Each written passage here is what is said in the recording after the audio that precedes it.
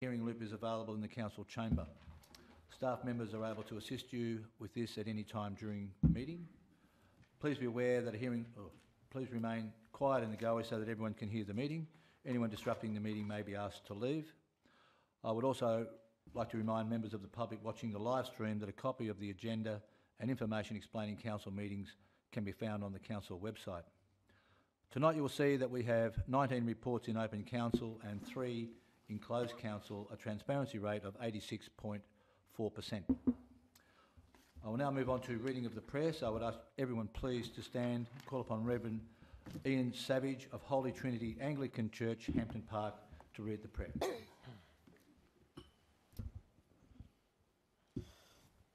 Let us be quiet for a moment to show respect for God and for one another. Lord our God, look with love on the community of Casey and all who serve her. Guide the members of this council and help them to work together for the good of all. Bless their plans and discussions and bring them to success. We ask this for Jesus' sake. Amen. Amen. Thank you, Reverend Savage, and I'd ask everyone to remain standing while I call upon Ms Elizabeth Hanley from the Casey Multi-Faith Network to read the faith statement. The Casey Multi-Faith Network exists to promote peace, harmony and understanding, and to do so in partnership with Casey Council and the wider Casey community. We aim to spread knowledge and clarity about what different religions or worldviews believe, teach and practice. We believe that all members of religions and faiths have the right to peacefully practice and celebrate their own religion in a shared attitude of friendly coexistence and cooperation with all other peoples. Thank you, Elizabeth. Please be seated.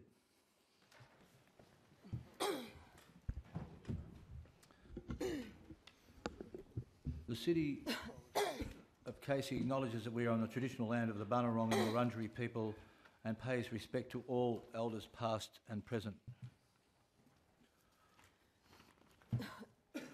Are there any apologies for this evening? I do have an apology from Councillor Stapleton for tonight's meeting. Are there any other apologies? Councillor Jackson? Councillor Saray, Mr Mayor. Councillor Saray is an apology. Do we have any other apologies for tonight? Can I have a mover and a seconder to accept those apologies? Moved by Councillor Rose, seconded by Councillor Flannery.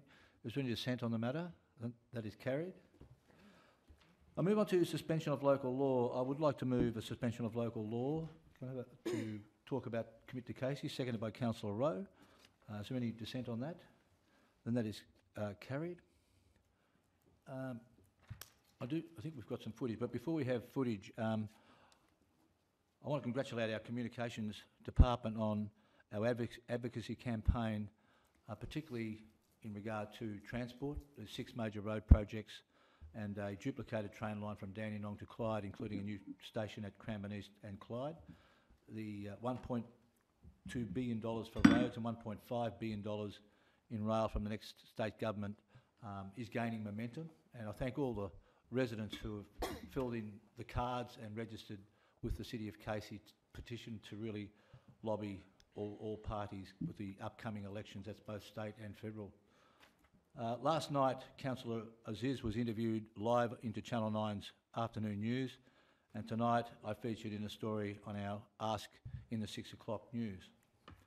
For those who might not have seen it, I want to play it to Council and those watching on the live stream, as it shows exactly what this campaign is about.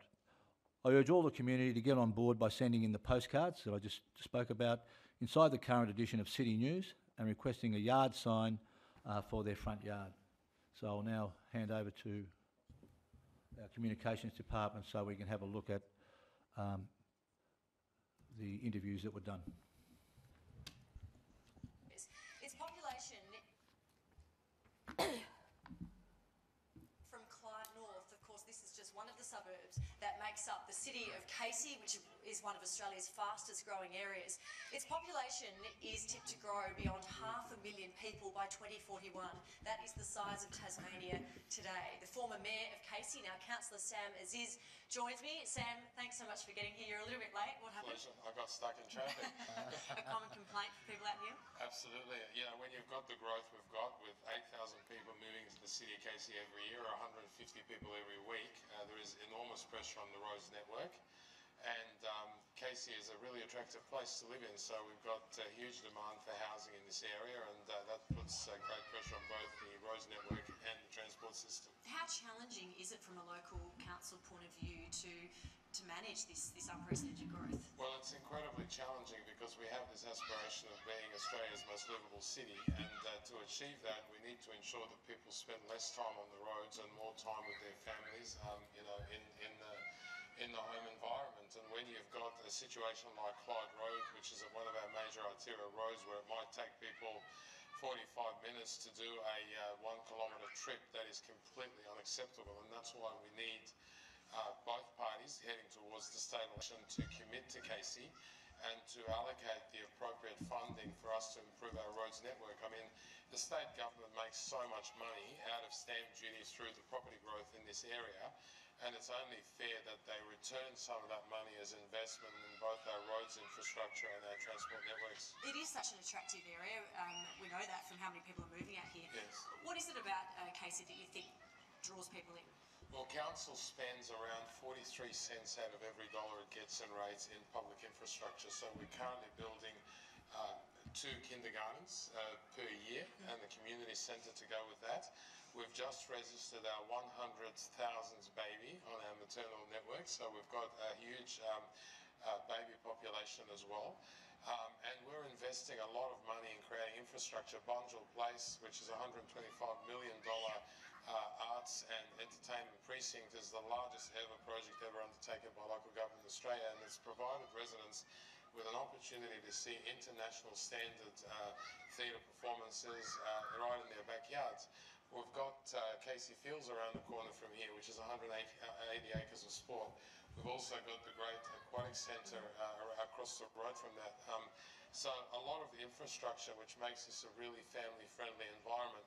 The one missing ingredient out of that puzzle is the roads network. Okay. If we got the funding that we have requested, Casey would indeed be a complete city. And what about public transport? Because that's often a common complaint as well, isn't it? Well, this is the never-ending 30-year promise to actually create the Cranbourne Railway line, and we've been waiting for that literally for 30 years.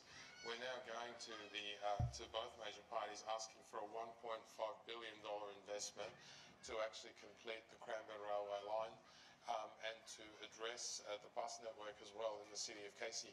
We've learned that making changes to the configuration of the network without actually investing a single cent can make a huge difference to bus accessibility for people. So we want to work with the state government, and we want to work with whoever party wins the next election to deliver those aspirations for the people of the city of Casey. What are the risks if this doesn't happen, do you think, for residents here? Well, enormous frustration, detraction from quality time that people could be spending with their families, less than optimal contribution to our ambition to create jobs, because the roads network, of course, is a critical part to generating employment and jobs. Casey has to grow economically as it grows residentially. At the moment, 7 out of every 10 residents are leaving the city to go to work elsewhere, and that is creating additional pressure on both the transport and the roads network. We want to create the jobs locally, but without having that investment in roads and transport, we lose enormous productivity, which then hampers our opportunity to grow the economy in the city of Casey. So this is not a want to have, this is a must have. And as I keep saying, because we have more Victorians living here than any other municipal government or any other local area in Victoria, the decisions that the state government makes affects more Victorians than any other area. So Casey is a really, really critical part of the entire picture for the state in terms of economic growth and prosperity. Indeed, no doubt. Yeah. Issues that are experienced by people to the west and also to the north of our city. Absolutely. Sam Aziz, thanks so much for your time. We appreciate it.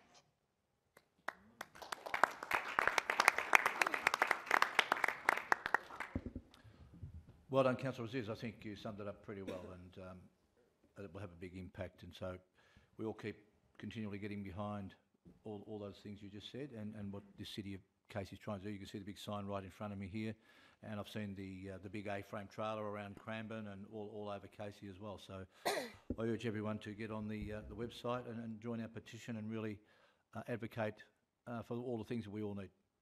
I'll leave it at that. And is there any other items for suspension? Councillor Smith. Mr Mayor, could I use the opportunity to remind people or draw it to people's attention on Friday night, Casey's Got Talent is happening in this venue, in the studio.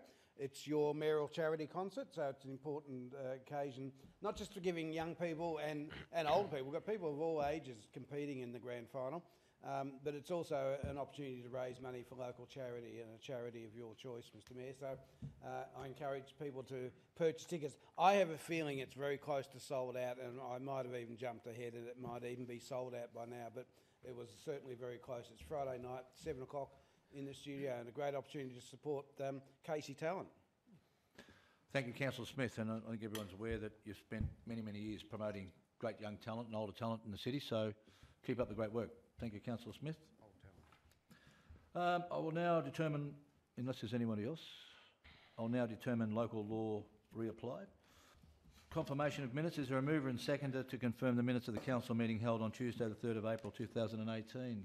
Moved by Councillor Jackson, seconded by Councillor Flannery. Is there any dissent on that matter? That is carried. Declarations of interest. Does any councillor wish to declare a conflict of interest for this evening's items? I do in camera for reasons I have emailed the CEO about. Are there any other councillors wishing to declare a conflict of interest for tonight's meeting? No? Well, I'll make sure later on that someone withdraws the item so I can leave the room. I'll move on to officers' reports for withdrawal for further discussion. I will be withdrawing item 6.6 and 6.14. Councillor Rowe. 14.3. 14.3. And 6.1. 6.1. Councillor Aziz, you were 6. Go on. Thank you, Mr Mayor. 6.3, please. 6.3. Councillor Flannery. 6.4, please, Mr Mayor. 6.4. Councillor Cristani. Thank you, Mr Mayor. 6.7 and 6.9. 7, 6.9. Councillor Smith. Mr Mayor, 6.8 and 6.12. 6.12. Are there any other councillors wishing to withdraw any other items? No. Is there a mover and seconder to adopt the recommendations listed in the officers' reports that have not been withdrawn for further discussion as follows? 6.2 and 6.5, 6.10, 6.11, 6.13, 6.15, 6.16, 6.17, 6.18 and 6.19. Moved by Councillor Rowe, seconded by Councillor Jackson. Any dissent on that? Then they are carried. We'll move now to public question time. Are there any public questions this evening? There are no public questions received for tonight's council meeting. So I'll move on to officers' reports withdrawn for further discussion, and I'll hand over to Councillor Rowe. Smart City update. Thank you, Mr Mayor. I move the recommendation in my name. Seconded by Councillor Aziz. Thank you, Mr Mayor. About a month ago at a Smart Cities conference, Cities 4, I had the opportunity to share our Smart City vision and the journey with a large group of councillors from Canterbury Bankstown. Canterbury Bankstown and all New South Wales councils are totally operate differently to us, and they're just looking at going down the path that we've gone down. At Casey, we are much further ahead of them and many other municipalities in the country on our Smart Cities journey. And the feedback from this delegation was that the collaboration was of a high level enabled by in-depth discussions about the approach, the challenges and the opportunities that are presenting to us. The value in that meeting highlights the opportunity available to us at the City of Casey to further build on the great steps that we've made so far. And if we're to leverage on these Victoria's, excuse me, the resources and the experience of our peers and the cities that local leaders in smart cities domain, in the smart cities domain. The Cities Leadership Institute has outlined a fully immersive 4-day experience that builds on the capacity of the public and private sector leaders to create a livable and sustainable city and communities. The proposed Smart Cities Domestic Exchange would provide us with a unique access to experts and advisors from leading Australian smart cities, opportunities to develop and test new smart cities ideas, and also in-depth knowledge and connections to accelerate our growth as a smart city here in Casey. We're pretty much a blank canvas as far as smart cities goes, and Casey has demonstrated over the last 6 years its ability to work towards the future and has a grand vision for the future. And this, Mr. Mayor, is certainly sharing it with someone of the size of the city of Canterbury Bankstown as far as New South Wales go, certainly demonstrated further what we can do here and what we've actually achieved. Thank you, Councillor Rose. Any questions or dissent? Councillor Cristani, dissent? Yeah. Dissent. We have dissent. So, Councillor Aziz, would you like to speak or reserve your right? I'd like to speak if I Like can. to speak? Then we'll come back to Councillor Cristani. Councillor Aziz. Thank you very much, and I thank Councillor Roy for his introduction. I just want to make a couple of comments, Mr. Mayor, and I'd like to say that last year I had the opportunity to speak at a Smart Cities conference here in Melbourne, and I was joined at the time I was mayor by a number of mayoral colleagues from some of the leading cities and countries around the world. So I had the opportunity to share the stage, for example, with the mayor of Tel Aviv in Israel, and also the mayor of Frankfurt City in Germany, and many other mayors and officials from both Australia and overseas. And there is no doubt, Mr. Mayor, that the world as a globe, as a global village, is moving towards the adoption of smart cities as a concept. And last week, Mr. Mayor, Councillor Smith and I had the opportunity to travel to China to sign 2 economic partnership agreements with 2 different Chinese cities. And one of the cities we signed with is a place by the name of Mianyang, which is a city that has civilization dating back to the year 6500 BC, and first became a city in the year 200 BC, and is now the leading technology and innovation city in the whole of China. It's actually the city where the Chinese nuclear program began in the 1950s. As we know, China is a recognised global nuclear power and sits on the permanent 5 members of the Security Council of the United Nations for that reason. And what we saw there was absolutely incredible. Anywhere around the world, when we talk about the word museum, or we think about museums as places, we know that they're places that actually celebrate the past, that exhibit the past. But in China, they do it differently. They actually have science and technology museums that celebrate and look towards the future. And these museums are about what the world will look like in 20, 50, and even 100 years from today. And so signing that agreement with their city, and I got the opportunity to meet their civic leaders and engage with them in many discussions about what some of their aspirations are. And it is absolutely amazing the implications that we could see for the city of Casey as a result of that partnership. They're now using defence technology to develop their civilian and commercial worlds. So it's what we used to call, when I used to work for the Department of Defence, dual-use technology. And they're now using that very technology to create a better environment for their citizens and deliver on many, many innovations in manufacturing, medicine, and a whole range of human endeavours. The learnings from all that, Mr. Mayor, will be quite incredible. I've already been able to develop, to lead council in that regard, because to be honest, when we moved to adopt the motion to become a smart city, it had different meanings for different people, and none of us really had a handle on what it might mean or what it might look like. But what you have done as the administrative team supporting all this is that you have given a great definition and great prospects for success and tangible goals that this council can now hold on to and say, yep, this is where we want to be in 3 years, this is where we want to be in 5 years, and this is where we want to be in a decade. And that, to me, is quite invaluable. So congratulations and thank you.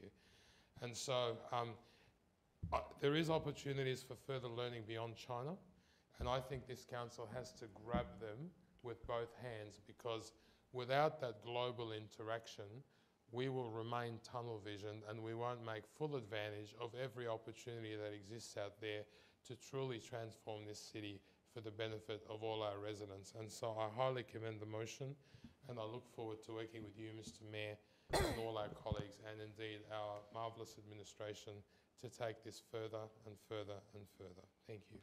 Thank you, Councillor Aziz. Councillor Cristani, you are dissenting. Would you like to speak to that dissent? Yes, thanks, Mr. Mayor. I support Councillor Ziz in much of what he said. It's not an issue of whether we support smart cities. The dissent is based upon the community expectations, I believe, that we have to stop junket tours, junket trips. Point of order, Mr. Mayor. Point of order. What's your point of order? Well, two actually. One is inappropriate language, and two is error of fact. Believe me, China was not a junket. We were working 12-hour days, leaving our hotel at 8 in the morning and returning at 10 o'clock at night. And throughout those days, there were many, many meetings where we've made valuable contact with many people in China that will actually benefit the city of Casey. It is not by any means a junket, and I think it is really low of Councillor Cristani to use that word. You know, it's an opportunity to further the city of Casey, and we need to stop being simple-minded about it. Thank you, Councillor Aziz. I will rule in your favour. They aren't junkets from what I've seen, so continue, Councillor Cristani, but please avoid the word junket, please. Okay. Trips of any description, but Mr. Mayor, my community, people from the Four Oaks Ward have impressed upon me that they don't support trips by councillors, not as a majority, but as a great deal of them. So I just want to put that dissent forward. It's not disrespect to Councillor Ziz, to Councillor Rowe or Councillor Jackson, but I just believe that that's important to put that view across. I do support smart cities and all the innovation that goes with it. I think it's wonderful what we're doing in the city. I think it's wonderful to embrace the future. That is what I don't disagree with all that. But I do say we have to be responsible and know that we are in a rate capping environment. It may be budgeted, but then why are we actually voting on it tonight, Mr. Mayor? Is because you do need our decision making in order to get this across the line. So with that, I'll leave it and I'll dissent. Thank you. Mr. Mayor, I have a question. Question from Councillor Aziz, and then we'll go to Councillor Jackson. I have a question to Councillor Cristani, and I ask you this, Councillor Cristani. Are you prepared to display definition in terms of the reaction of your community? Because I certainly haven't had that reaction from the constituency that I represent in Springfield Ward. In terms of presenting evidence to council as to whether you've received emails in relation to them, and also in terms of telephone calls, whether you would be considering perhaps to provide a sworn statement of how many people have actually spoken to you in relation to this. Sure. Councillor Cristani. Thank you. Yes, I'd like to take that on notice so that I can present that in detailed form. So yes, I'm quite happy to submit that. Councillor Village and I both share that. So we will both go through all our details and submit that. Would you be willing to hear the community if I present all those, Mr. Ziz, Councillor Ziz? Councillor Ziz. I would be most definitely interested in hearing and learning how many of your 40,000 voters actually object to this, and I would like to test that against the 318,000 people that live in the city of Casey the rest of whom we haven't heard from, by the way. Thank you, Councillor Aziz. We'll move to Councillor Jackson. Thank you, Mr Mayor. And obviously it's a portfolio I proudly hold with Councillor Aziz and Councillor Rowe, and I think it's great work that the council officers have done in this space. And from when we started not long ago to where we are now, I think we've come leaps and bounds, and we need to continue to push this.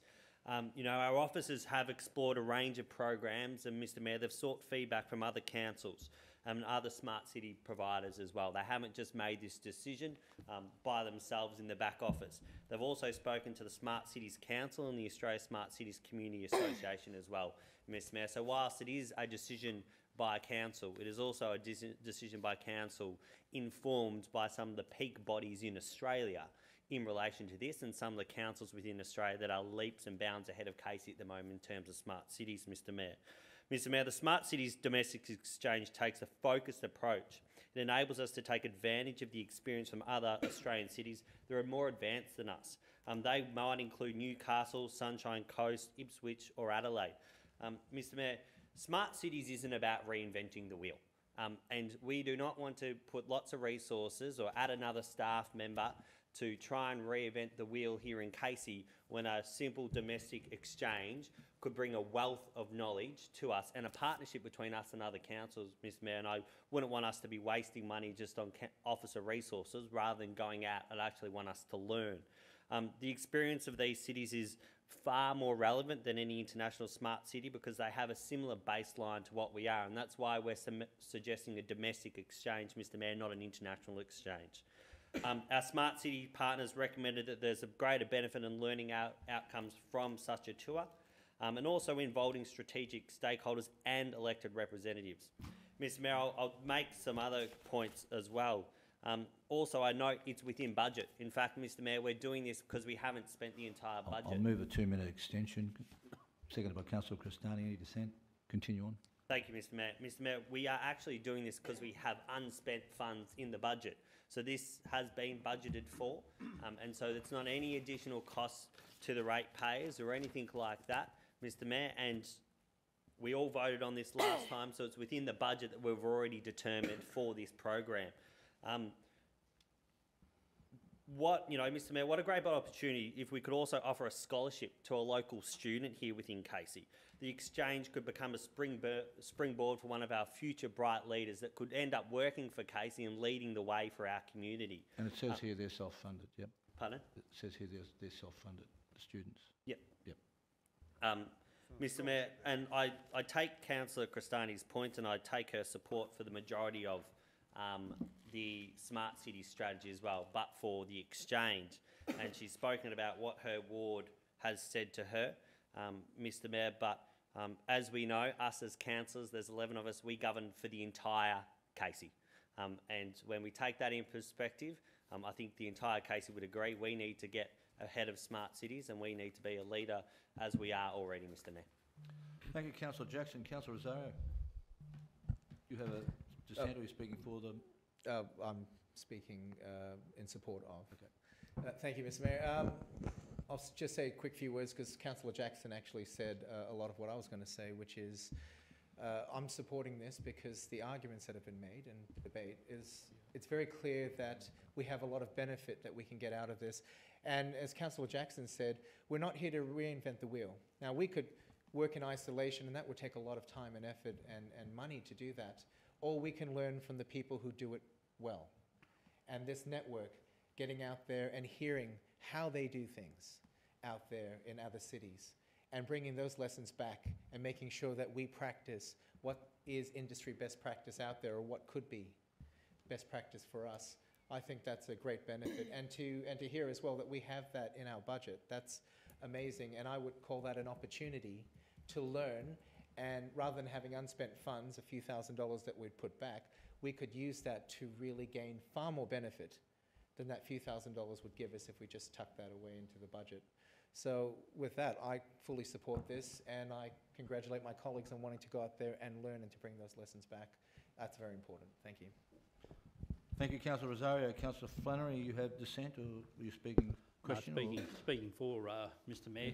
Mr Mayor, as everybody knows, and Councillor Castani, I spoke to Councillor Costani today about whether this was going to be an overseas trip or whether it was going to be a local trip. And, you know, there was one overseas, one I was going to, as everybody knows, my stand on overseas travel, I wouldn't have supported it. This is a local, interstate trip. This is for smart cities, and you know, I've been thinking about it, and as I said, it's budgeted, and therefore I'm going to support it. And what makes me want to support it, as I said, a smart city. We're behind in technology, and we want to get the smart city up. We want to get Myuna Farm up and running, and with technology and that. But what actually grabbed my passion is looking at the sign there. It says "Commit to Casey," so there's my support.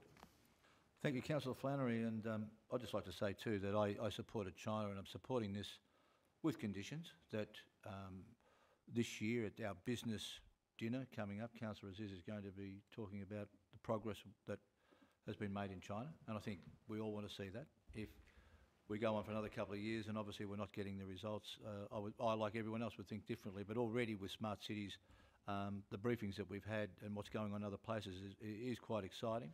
And I'm sure there'll be regular updates from trips and where we're going with smart cities and China. And this, again, isn't overseas, but you do have to build relationships and go and see things for yourself. You can't just do it over a telephone. I've worked in organisations, and I can tell you now, for every time, when I worked for Hawthorn for 8 years, they flew me all over Australia, and whatever effort you put in, you get tenfold back.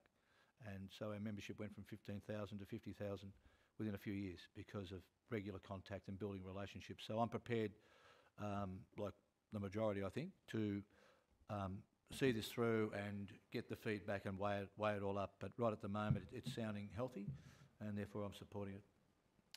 So with dissent, I will put this forward unless there's anyone else with a question, or Ms. Curtin would like to speak.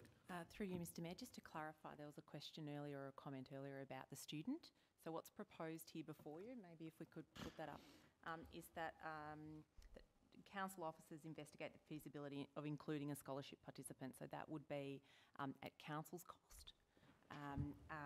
The self-funded proposal is for any other private organisations or tertiary organisations, just to clarify. Yeah, can I just go before? Yeah. I was just going to ask for everyone, Mr. Clint Allsop is standing out the front. I just want to ask you a question. What are the possibilities in future of getting some sort of private, I know it's a new space, private sponsorship relationship to help with costs in future with smart cities? Yeah, look, through you, Mr. Mayor, the opportunity is certainly there. Discussions we're having with emerging private enterprise partners are growing. We're finding some really good ones, even in the local area. So there is certainly options to pursue that, and we are starting to have those conversations. And we're even starting to have those conversations in the line of not necessarily funding a scholarship like this, but how they might support us in other elements of the smart cities work we're doing, and whether it be helping us fund the GovHack event, which we certainly hope to plan to run again later this year. Where we didn't have that sponsorship funding in the first year, we held it last year. But certainly over the next 6 to 12 months, the opportunities themselves are already emerging. It's just being able to line up the ducks and to make that happen. Thank you. So, Councillor Jackson? No, not good, brother. Okay, I will now put the recommendation to the council. All those for the recommendation? All those against? That is carried. Division. You're calling, Councillor Aziz, call the division, so can we all those for the recommendation, please stand. And we have Councillor Rowe, Councillor Flannery, Councillor Aziz, Councillor Ablett, Councillor Jackson, Councillor Smith, Councillor Rosario. Those against? Councillor Cristani and Councillor Gillich. Thank you. We will move on to item 6.3. Councillor Aziz.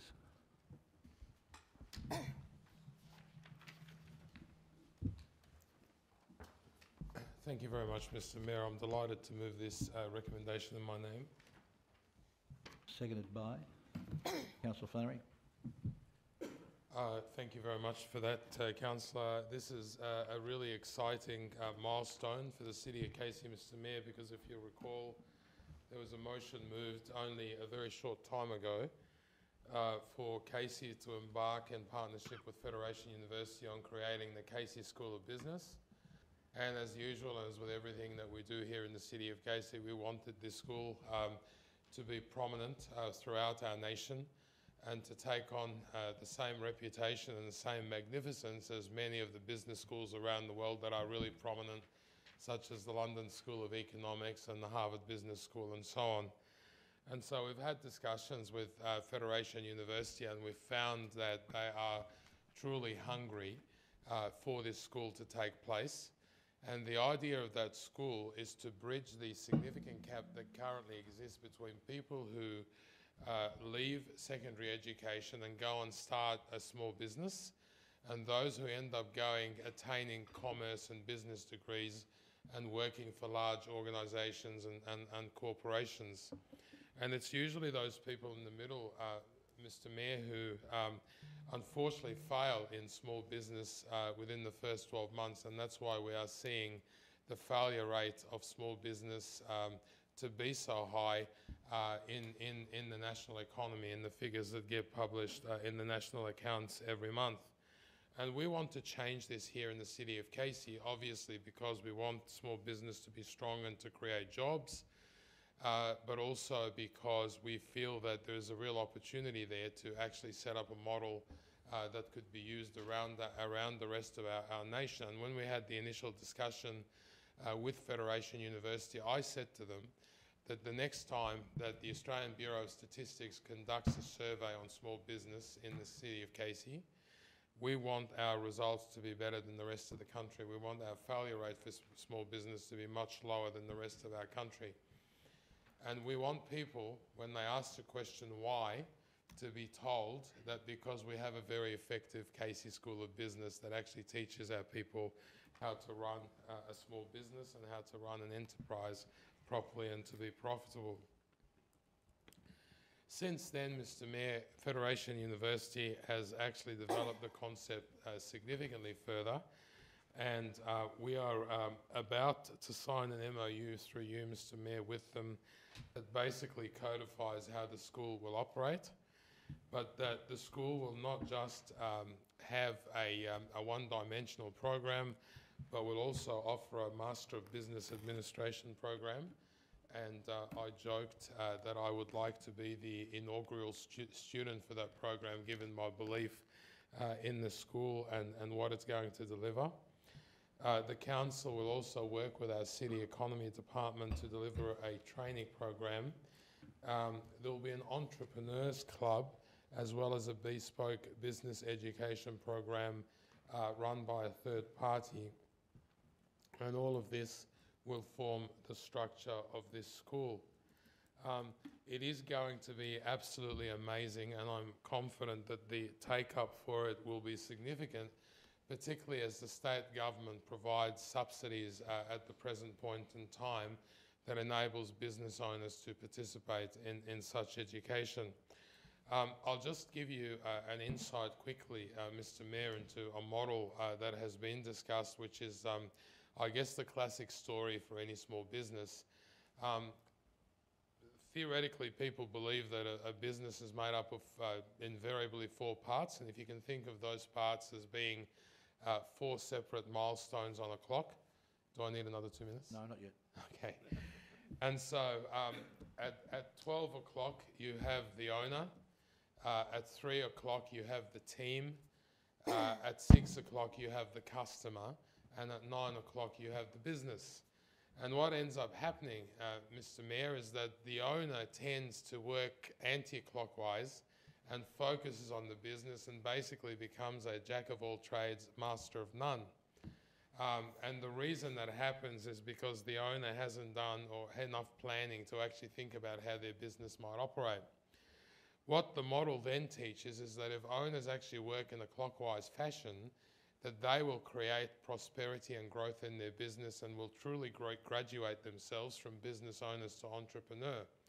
And so it is argued through what will be taught at this school that the owner... Do you need another 2 minutes? Yes, please. I'll move 2 minutes, second by Councillor Flannery. Any dissent? Continue on. That the owner's exclusive job is to actually look after the team. The team then looks after the customer. The customer will in turn look after the business by creating turnover and profitability. and the business will in turn look after the owner, and that's the perfect cycle for any small business. And that's just one of the things that will be taught in this school to assist not only the over 20,000 home-based businesses that operate in the city of Casey, but also other businesses out there to create jobs and to innovate. So it's a very, very exciting concept, Mr. Mayor, and something that I wholeheartedly support. And once again, I really want to underscore during this debate my absolute gratitude to Mr. David Wilkinson and his department for the work they have done with Federation University to get us to this important point. It is a key milestone, and I'm sure that the Casey School of Business will become the envy of the local government sector throughout Victoria and indeed throughout our nation. Thank you, Councillor Aziz. And I'd just like to reiterate what you just said and thank yourself as well. In economics and jobs, as you know, most of our jobs come from small business, and you explained it very well. So anyone in small business can come and see you for a hand, right? And thanks to Mr. Wilkinson again. Are there any questions or dissent on the matter? Then that is carried. Thank you. We'll move on to 6.4. Councillor Flannery, Rotary Club of Narre Warren, Men's Shed. Thank you, Mr. Mayor. I move this motion in my name. Seconded by Councillor Aziz. Mr. Mayor, I'm speaking on behalf of Councillor Aziz. I'm trying to let his throat relax, and we'll get back to him later, no doubt. This is a Rotary Club of Narre Warren Men's Shed. The Rotary Club of Narre Warren it was chartered in 1976 and one of 4 Rotary clubs within Casey. The club has 25 members and is managed by an independent voluntary committee of management. The club is looking into the prospects of establishing a men's shed within the Narre Warren community. The council support for a men's shed. Men's sheds are well established across Australia. At the heart lies some common interest that is shared. Rather than men working on those interests alone, a shed introduces a social interaction amongst the participants that is an important part of the wellbeing. There are 10 men's shed groups operating across Casey. These groups are supported by council through community grants, officers identifying and applying for state and federal grants, as well as participating in training. Narre Warren Facilities Plan. The establishment of a men's shed will be considered within the context of the Narre Warren Community Facilities Plan, which will provide an evidence-based approach to community facility planning and provisions across the entire Narre Warren catchment area, due to be completed by the end of 2018. Thank you. Thank you, Councillor Flannery. Any dissent or questions on that matter? Then that is carried. Thank you. We'll move on to item 6.6, which is me, All Abilities Foundation Notice of Motion. I'd like to move an alternative recommendation, and I'll just give my colleagues a chance to read it.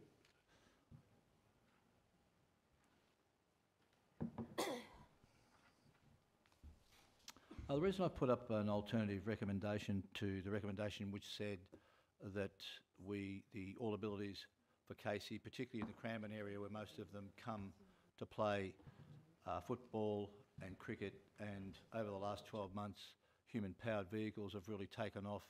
And these 3 things are a foundation or a starting point to really engage people with all abilities of all ages, and who I believe, and I've worked in the field, are undervalued at a lot of times.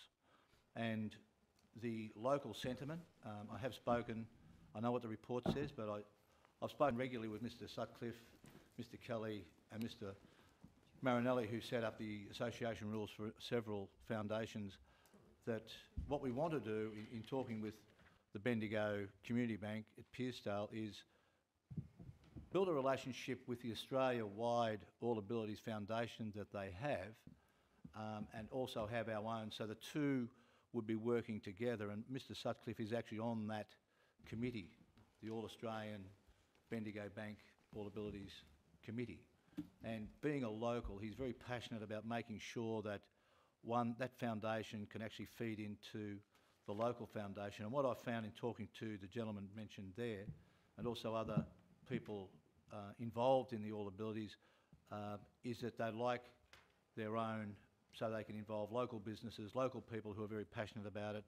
And so it's working with other foundations, but also having their own, so that they can raise funds of their own as well. And over the last years, they haven't received any money from any other foundations, and they struggle for even simple things like registration fees, and a lot of the participants have no money and struggle to get transport, and this is the biggest thing in their life. And so locally, we thought that we would, Mr Marinelli will set things up so there wouldn't be much work for our officers. He's done it before. We're former board and MOU. It's all been done before, and proceed along those lines. But the main thing is we wouldn't be in isolation. We'd be working, developing relationships with other foundations so that they would be feeding into us and we'd be building a relationship with them. So whilst it'd be our own foundation, we would certainly be working with others that might be statewide, so that we might get some money from them as well. So that was the thinking of the people here on the screen and people involved in the All Abilities, because they believe there's a real passion of the people in Casey to get behind this foundation, because it's local, by local people, for local people, and working with other Victorian-wide and Australian-wide foundations that have been set up. So it's a relationship building strategy, and I think it will work, and I'm looking forward to it. So I ask for your support. I've got some really terrific people who wish to be on the board, a wide range of skills and abilities, but the one common passion they have is to give people with all abilities every opportunity to be whatever they want to be, and give them something that they get out of bed and really look forward to getting involved in. So I put that to my colleagues. Is there any dissent or questions on that matter? Then that is carried. Thank you very much. Did I get should have got a seconder for that. Oh, Councillor Cristani. Sorry, that was my mistake. Do I have to put it again? I'll put that again now with a seconder, just to make sure it's legal. Is there any questions or dissent? Then that is carried. Thank you. Thank you, Councillor Cristani. We'll move on to 6.7, Ackland Park. Councillor Cristani. Thank you, Mr Mayor. Thank you. I'd like to move this in my name with an amendment, with an additional dot point. It's now up there. So,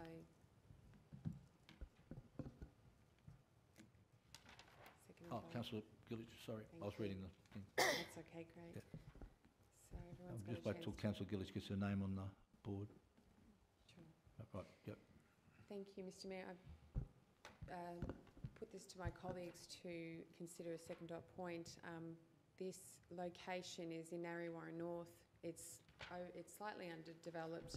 It needs to be considered as part of a community concern that this area is subject to a little bit of flooding, which I know has been addressed, some drainage issues, but they would like to see a little bit more engagement with, as you see on the screen, with shelter, picnic table, seating, outdoor equipment. This location is right in the centre of Narre North, and the community's growing there. There's been more estates being built, there's more children, and we already have we have a park there already, but we want to expand it to deliver services to the community. So I'd love to have your support, and I know the community, this will give them some indication in the future we will be building something there, and hopefully we'll have a budget allocation in not too distant future. Thank you. Thank you, Councillor Cristani. Are there any questions or dissent on the matter? And that is carried. Thank you. We'll move to 6.8, Councillor Smith, Arts Development Funding, 2018 to 21.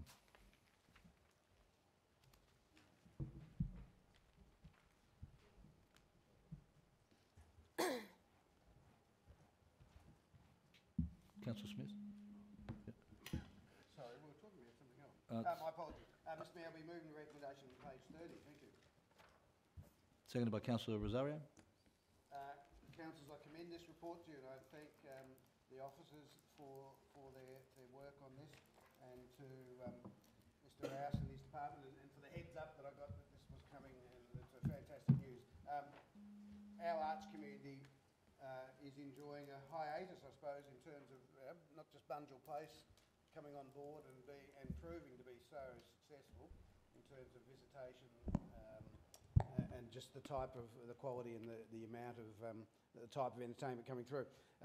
But we haven't lost sight that we do have local performing groups and local arts groups And I'm really pleased amongst the people who have applied, the groups that have applied, not just singers and dancers and actors, but also writers and musicians, the whole gamut of the arts, including visual arts, is there. So I commend the groups for having having a go at applying, because we all know that no application is easy, and this one was quite a strenuous one, and rightly so. It had to be, because it was an opportunity to apply for some considerable amounts of money. I'm very pleased to note from the report too that every group who has applied, who is a previous recipient, every one of them without exception is getting more than what they had under the previous system. May not be exactly the amount that they wanted under the new system, but they've all done particularly well. And I'm pleased to see that there are some brand new groups in here, the All Abilities group in particular, Writers Victoria, some things that we just hadn't had, residents in Casey hadn't had the opportunity to experience and to participate in. So I commend this report to councillors and congratulate the officers for putting it together. But also, you can't ignore the community panel that put this together. We give them a lot of responsibility. We put a lot of pressure on them to make some decisions. And in some cases, they're making decisions about some of their peers in terms of fellow people from the arts community. So I commend them and thank them for their time. And this is a good outcome, and I think every one of the groups who's receiving funds should be very happy. Thank you, Councillor Smith. Are there any questions or dissent on the recommendation? Then that is carried. Thank you. 6.9, Councillor Cristani, Prospect Hill Road. Thank Any you. issues? Thank you, Mr Mayor. I'd like to move this in my name.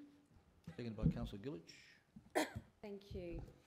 First of all, thank you to the officers who've done a lot of work on this, and following from a petition that was submitted, and also just other community input as well. So I just thank you, Mr Griffin, and to your team for being tireless on this. So it's been going on for some months now. So this report before us tonight provides an update regarding hooning and antisocial behaviour in Prospect Hill, Narre Warren. Since the last report to Council, a surveyor has confirmed that the subject land of Prospect Hill Road is vested with Council. So we do own it, or we oversee it. A number of closure treatments have now been investigated to reduce the incidence of hooning. It is recommended that in option 3 be adopted, which is a trial closure of bollards, and rail be implemented for a 6-month period. At the conclusion of the trial, an evaluation report would then be presented to Council. The 6 months should give an opportunity to see how that goes, and we'll talk to the community about that. I hope that does satisfy the issue with residents, at least in the short term. Then we can reassess that back. So thank you, everyone, and I hope you can support this. Thanks. Thank you, Councillor Cristani. Are there any questions or dissent on the recommendation before us? Then that is carried. Thank you. We'll move to 6.12, Councillor Smith, traffic issues in Lynbrook. Mr Mayor, the report, I'll move the recommendation on page 42. Seconded by Councillor Rosario. I thank the residents of Lynbrook, and this came about as an urgent business item because at the time, perhaps I should step back. Lynbrook is a very active social media community. It's if anything's happening in Lynbrook, within minutes you'll find something about it on social media, and sometimes that has negative connotations, but also it has a lot of positive things in terms of alerting people to issues and problems, people requesting help and suggestions and guidance. It's fantastic. This came about because there was an issue with some dangerous driving, hoon driving, that's identified on that road, Patterson Drive. And whilst it's interesting to see that some of the speeds that have been recorded still fall within the legal limits, it's also interesting to know, particularly down the dead end of Alma Road, that it's 7.3 kilometres over the average speed limit. So, you know, that's got to be a worry, and eventually that road will be opened up. I think that's the end of the road that's going to be opened up at some stage. But I think more importantly, the result of this report is that there will be some action down the end near the primary school, because obviously that's where a lot of people are using the roads. it's a really poorly designed road, and I don't, well, it probably is council's had some contribution when the estate was designed, but in the end, it's a school that's been located on a road that's not wide enough to cope with all the parents picking up and dropping off, to the point that buses can't even go through there during school pick-up and drop-off times because there's not enough room to get through the road. It is a real issue. It's dangerous, but in line with that, there's also speed, and at least we're going to make some effort to investigate some traffic management treatments. It's still a shame because when we're doing counts on roads, the people that live there, they know how many people are going past and how fast they're going. It's just unfortunate that when we go to test, sometimes it's not at the times when those sort of people are displaying those behaviours, and it might be because we're too obvious that we're there recording, maybe they slow down. But it might be something we need to revisit for the rest of Patterson Drive. But at least I think the residents will get some comfort that down towards the primary school there will be a review of what we can do, and I hope that, I assume, we're going to get a report coming back about what those treatments might be, Mr Griffin? Yeah. Through you, Mr Mayor, once the budget's approved, there'll be a report coming in probably July or August. Sure. Okay. All right. So the residents of Lynbrook, it's not exactly what we all wanted and felt we deserved, but it's a step in the right direction. And in the end, it's about the safety of our kids and our residents using that road. Thank you, Councillor Smith. Are there any questions or dissent on the recommendation? No, that's carried. Thank you. We move to 6.14, review of special charge scheme policy, and that's me. If you read in the report, the new local state government act, we'll see a change in. I might get a seconder if that's all right. Councillor Jackson, thank you. Many of the roads that have been built in the Balla Balla ward, which I'm fortunate to represent, have been made, including North Road, Devon Meadows, Craig Road, Devon Meadows, Baby Road, Tooradin, Browns Road, Devon Meadows, Cardinia Street, Berwick, Robinson's Road, Pearsdale, Bailey Road, Berwick, and starting on July 1, the first section of Smiths Lane in Cranbourne South. There'll be 3 sections, and under the old scheme, if your road was a dirt road and it had a community benefit, the resident paid $11,400, and council would pick up a huge majority of the rest. What would be the rest on a community benefit? Around 70%, Mr Griffin, around about that figure? Through you, Mr Mayor, the most recent one, Smiths Lane, council will end up funding approximately 90% of the total 90%. cost. So, unfortunately, under what's going to happen in future is that people will be paying more for their road schemes with what's in the pipeline. So, the roads once constructed that I've seen and spoken to people who were doubtful of getting their road made. Once those crests are taken off where you can see right down the road's wider with curb and channel, particularly if you're like me and you tow a horse float with a couple of horses on and you go over a little rise and you want to turn right into a property, you're worried if a truck or a car's going to come right up the back of the float and into it. And those things are all fixed up with the drainage. And the feedback is, and I've made this statement at many a road scheme meeting where residents decide whether they want their road made at the end of the day. We don't. We go with the democratic majority. And they've all been really impressed and wonder why they doubted it in the first place. So I want to thank Mr Griffin and David Richardson and the whole team who put all the roads as examples that I've put there over a long period of time. They are much, much safer. I know we get hoons, but you get them everywhere. But for the average person who likes a nice view, a good surfaced, and I can tell you now, I lived on Smiths Lane in Pearsdale for 10 years and I wrecked 2 cars in 5 years with the corrugations. And I'll tell you now, once you've been on one of those nice smooth roads, particularly like the Craig Road that we built, I travel that all the time. It's just magnificent. So I want to congratulate our team. As I said, the new Local Government Act is proposed, will require significant changes to the current Casey policy and will effectively remove the capping of a charge. So that won't be good news for residents who want their roads made. As the new Act is to be proclaimed in mid-2018, it is proposed to retain the current policy. We propose to retain our current policy, but that a new policy be presented to Council in the second half of 2018. So the Smiths Lane project starting on July 1, fortunately, will be under the scheme that we have now. But from the latter part of 2018, that's all going to change. And as I said, not for the better for residents. So I want to thank our road team very much for all the roads in Ballaballa, of which there probably are more than any other area. So, Councillor Castani, do you have a question, or Yes, are you aware? Or Yeah, are you aware? A better question, actually. Mr Mayor, so removing the capping, so it was around the 11,000 mark, I believe. if you had a So community most of- benefit? Yeah. Yep. So us, Councillor Gillich and I, Four Oaks, well, we have quite a few, there was several schemes considered. So I just want to know, would we, so you indicated that we would maintain a policy of capping, or can we do that under the draft? We'll under the maintain new our, Act? our existing policy as long as we can, until the new one comes in. So can we still consider a capping after or is it legislated we cannot have a cap? Because it would send a good message to our community, be willing to have that. Might throw to Mr Griffin on that one, he might know the finer detail. Through you, Mr Mayor, the Draft Act doesn't actually say you can't have a cap, but what it does say is that the special charge has to pay, being the residents or the owners, has to pay for 2/3 of the cost. Oh, okay. So currently, in the Smiths Lane example, residents are only paying 10% towards the cost, and that would then change to 66% under the new Act. So a hefty increase if you want your road, mate. Yeah. It's going to hurt. So any other questions? Councillor Saray. Thank you, Mr Mayor.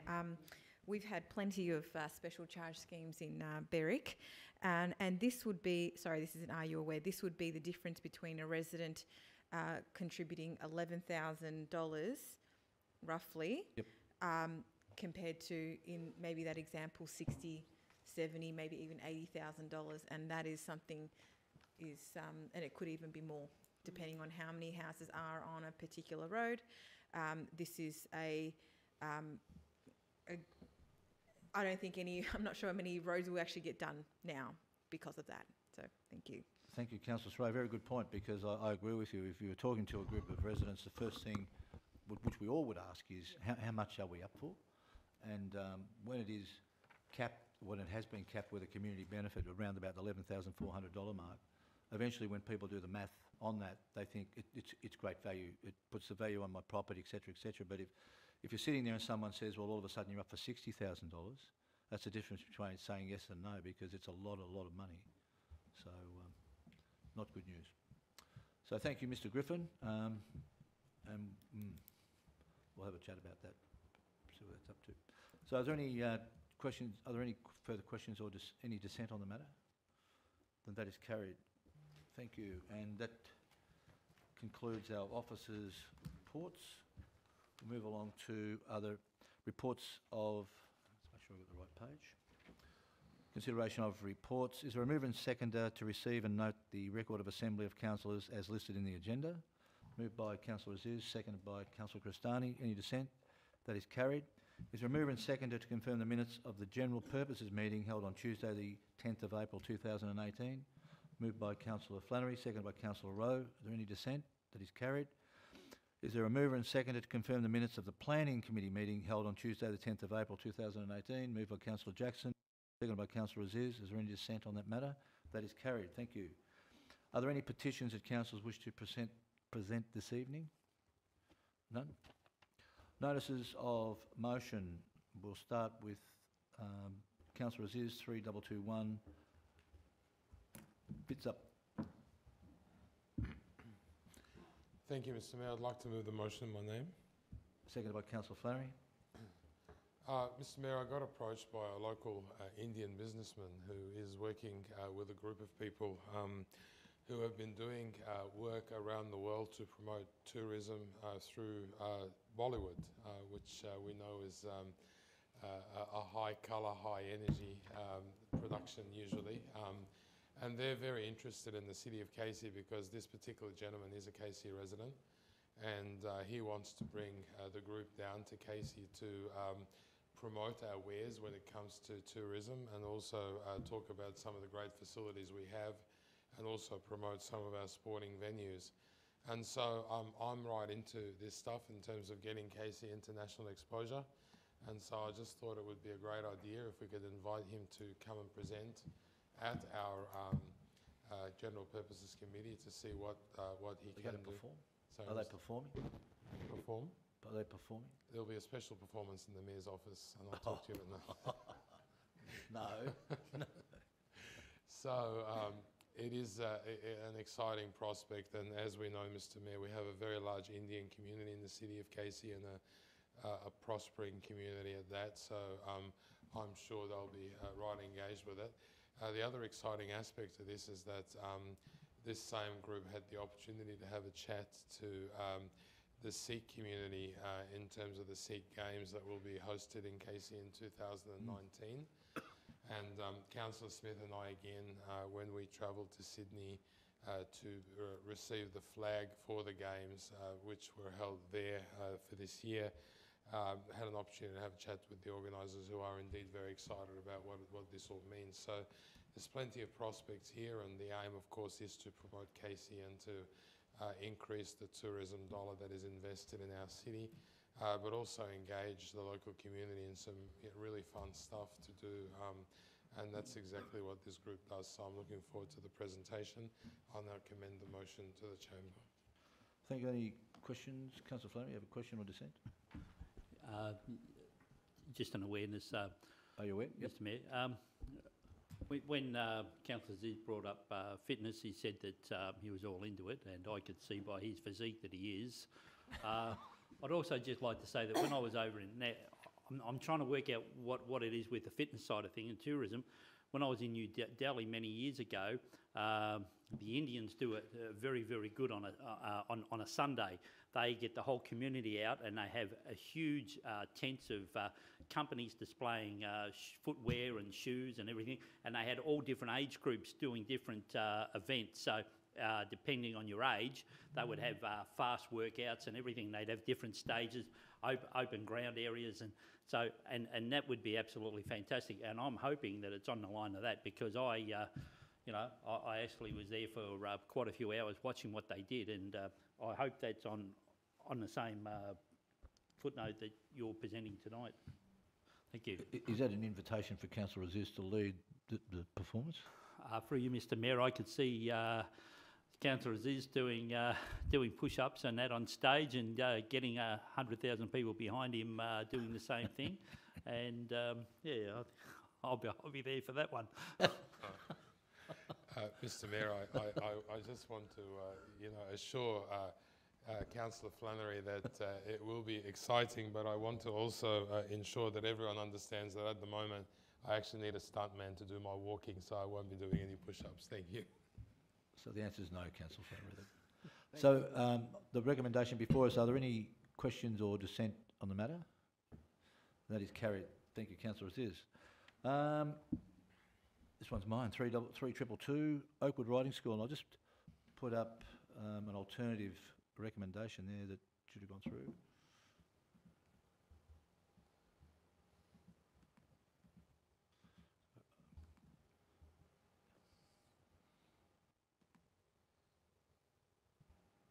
So it's part two. It's part two. Yep.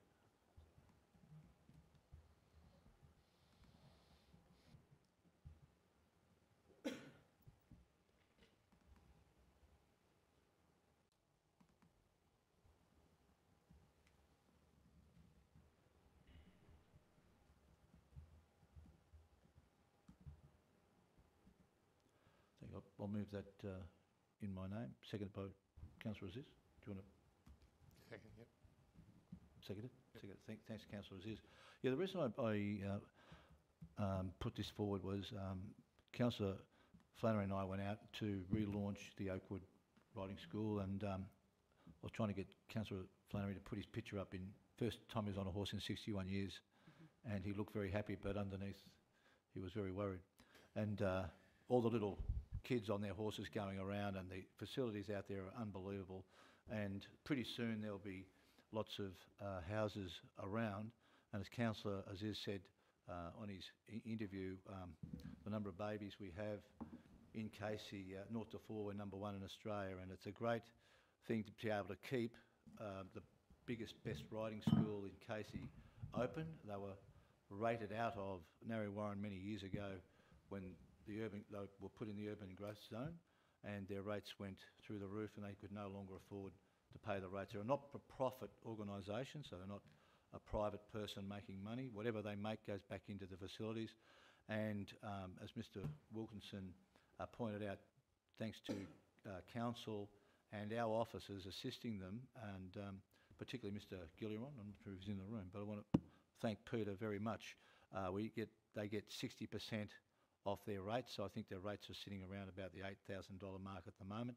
We also, this council, and thanks to Mr Gilliron and officers and councillors, advocated to Vic Roads not to put a road that was planned to go right through the middle of this 100-acre property, and they finally moved the road down the side, and they'll take the back 5 acres of the 100-acre property. So we've put a lot of time, because of the importance of riding and the equine industry, giving people a chance to get into this. And the equine and racing really overlap a lot nowadays, so a lot of the riders who start off riding here end up track riders or horse trainers in the racing world, and vice versa. They come over, the riders, and start doing show jumping. And one of my favourite shows on Foxtel is watching the world show jumping, and we don't get many Australians riding, but it makes you feel very proud to see them overseas against the world's best, where the horses are worth about $2 million each, and the horses our people are on aren't worth anywhere near that. But the aim of this is to give them longevity, so they're there forever, and so that even though they're getting 60% off, the idea of taking them out of the urban growth zone came from Matthew Guy when he was planning minister, and a number of people were paying high rates, and he offered to take them out of the UGZ, but they wouldn't be able to subdivide their land, so they didn't want to do that. But in this case, the Oakwood Riding School don't want to develop. They never want to develop. They could sell up tomorrow and make a lot of money, but no one gets the money because it has to go back into the facility, so that's a conundrum in itself. So we want to keep them surviving. They're under new management, and Councillor Cristani and Councillor Flannery and I are going for a ride soon, aren't we? We are going for a ride out there. And the other way, which was a suggestion by one of the people from the Oakwood Riding School, was if we became a school and we ticked all the boxes as an educational setting, would we then be able to pay the minimum rates? I'm not sure what rates schools would pay, but I'm sure it's not the same as $70,000 or $80,000 a year, depending on if they're in the urban growth zone. So I'm not sure of the answers there, whether the current minister would entertain taking them out because of who they are and the benefit to the community. I think it'd be a great move if the Honourable Richard Wynne did, and what it looks like to be ticked off and qualified as a school, would that be of benefit to them as well? So we've put a lot of time and effort into assisting the Oakwood Riding School, and I think we should continue to do that. And I really want to thank the officers for all their time. If it wasn't for the officers, they probably wouldn't even be there today, because if you put 60% onto 7,000 or 8,000 on a facility that runs on volunteers and basically not a lot of money to keep costs down, so people can get on a horse. You can hire a horse there now for nice quiet horse to learn to ride of all ages, $70 an hour. And when you think the upkeep on a horse, that's not bad value. And what they're finding also is older people are actually learning to ride for the very first time. 30, 40, they said they even had a 70-year-old man learning to ride, and 61, he's about to jump on a horse for the second time. So it's a great facility, and I just commend this to my colleagues, that we do everything we possibly can to secure up the long-term future of the best riding school we've got in Casey. So any questions or dissent on the matter? And that is carried. Thanks very much. The next one, 3223, is mine, and I'm not sure if this is possible or not. We had a briefing on from a gentleman on utilities, the future of power, where it's going to come from. And I did ask him, had any other council ever... Well, can I have a second? Thanks, Councillor Aziz. Thank you very much. And he did say that it's been done in another council for pensioners. And I'm not sure if it can be done or not on a broader scale. I believe our core business is looking after people and with facilities and services, and this is just a thought that if there is a simple strategy, talking about smart cities, if there's a way of using our website for people to register, and then we talk to companies on what they can offer. Maybe we get 5,000, 10,000 houses, maybe we get 50, I'm not sure.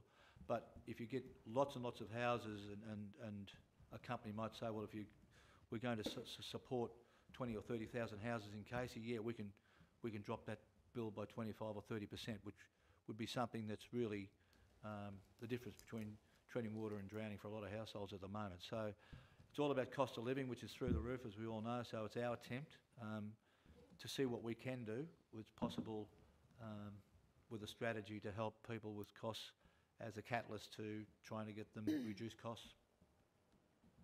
So any questions or dissent on the matter? Councillor Flannery? Through you, Mr Mayor, just an awareness, talking about we're talking about also residential residents in retirement villages, retirement homes. Retirement villages, I hear it a lot. I don't have anybody writing it down for me or telling me who they are, but just on general conversations with people, people say that, you know, they'd love to see their utilities come down, but when they're all cramped up together in a retirement village, it's wonder why even the companies that run the businesses there, why they can't try and get a cheaper rate for their residents. Then you know, it's a great idea what we're thinking about, because, you know, sometimes people talk to me and say, well, why, if they're a group in a residential village, why can't they get cheaper rates as well? So, you know, the thing is that you do one, you've got to do the other, and vice versa. So, you know, gas providers, electricity providers, and also with the council rates, because they're all joined up in villages, and you know, there's probably a couple of 100, 200, 300 houses in one area, and you know, that is a consensus by all residents asking why can't we get this cheaper and that. But it's something that you know, it's something which we should look at, and but even if we have the officers go out there and maybe talk to the providers, the groups that run these facilities, that they talk to their residents and have meetings and try and organise it through their places where they live. Thank you, Councillor Flannery. Councillor Rowe, you got a question or dissent? Or just councillors aware. Mr Mayor, there's been nothing more dramatic than the price rise of power in the state of Victoria since the closing and demolition of Hazelwood Power Plant. And it's about time somebody had the internal fortitude to get up and say, build another state-of-the-art coal-fired power plant. We have 500 years of brown coal reserves in the state of Victoria. It was the basis and the backbone of the development of Victoria as an industrial giant in this country. And the cost of power now is driving that industry away. And our council is aware that there are 1,650 power plants under construction at the moment throughout the world. Every one of them is coal-fired. The alternative that we do have, and we have plentiful supplies of this as well, is uranium. Only we're stopped by unions, Labor Party and the Greens from considering the use of nuclear power in this state and in this country. So, Mr Mayor, it's not as simple as finding a cost reduction. It's about the provision of baseload power. It's the provision of the thing that made Victoria great. In the last 12 months, the Victorian state government has spent millions of dollars subsidising businesses to shut, manufacturing businesses who are the largest consumer of our electricity. They paid them to shut their doors for 4 hours a day.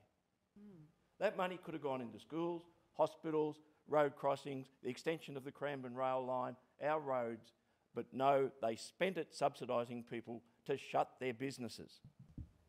So, Mr Mayor, it's fair to say that the fault of this and the solution to this lies at the feet of the Victorian government. thank you, Councillor Rowe. We did talk at the briefing about the state government standing by while companies closed this down, and we did make the comment on the night that they were closed down before renewables were ready. and hence the escalation of costs. So couldn't agree more with that comment. We shouldn't have closed them in the first place until we had other alternatives in place to have a commensurate price. So it didn't put such a heavy strain. And this is not tokenism. This is dealing with what we've got today. And I guess what you've brought up is a topic that we can go on with. So are there any other questions or dissent on this matter? Then that is carried. Thank you very much.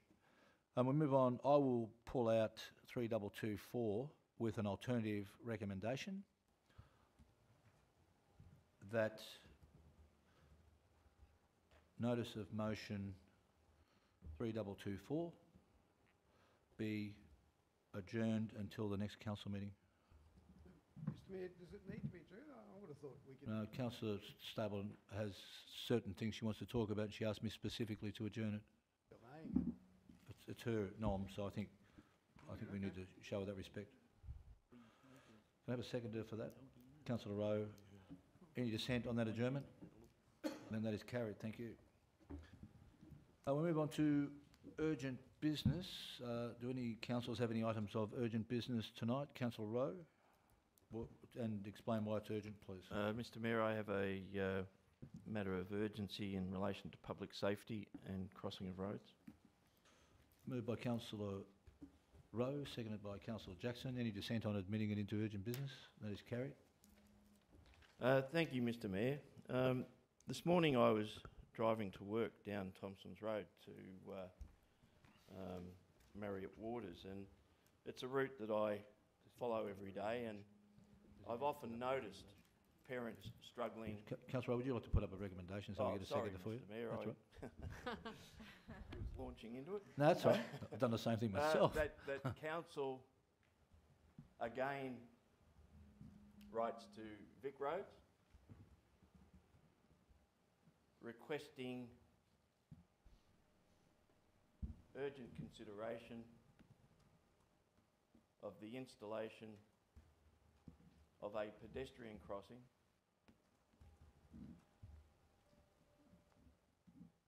in Thompson's Road, or across Thompson's Road, just west of... Just a moment, Councillor Rowe, we're just trying to catch up, I think. Across Thompson's Road, continue on. West of Narre Warren Crampon Road.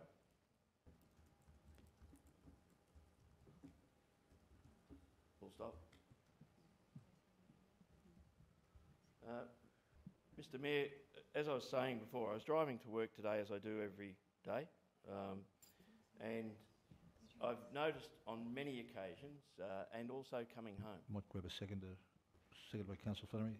Continue on.